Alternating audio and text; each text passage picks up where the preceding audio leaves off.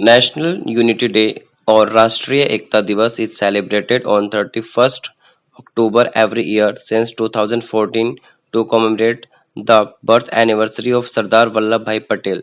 This year marked the 146th anniversary of Sardar Patel, freedom fighter and later a politician who played a major role in the integration of India.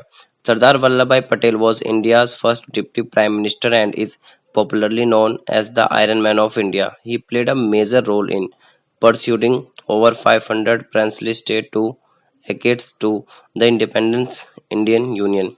He integrated all princely states into the newly independent India despite several hurdles. In 2014, the official statement from the Home Minister of India stated that National Unity Day will provide an opportunity to reaffirm the inherent strength and resilience of our nation to withstand the actual and potential threats to the unity, integrity, and security of our country. On this day, the following list is required to be read out of state and central government office.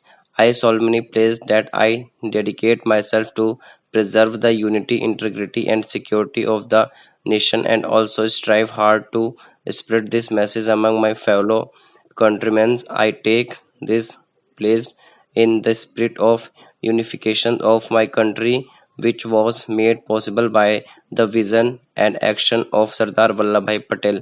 I also solemnly resolve to make my own contribution to ensure internal security of my country. On 31st October 2018, Prime Minister of India Narendra Modi inaugurated Sardar Vallabhbhai Patel's renowned statue in Vadodara. This is popularly known as the Statue of Unity for paying honor towards the Iron Man of modern history of India.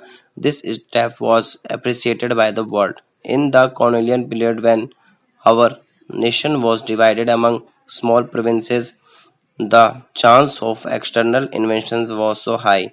If we turn around the pages of history, we will find that most of the external forces entered our nation when we were not united as a nation.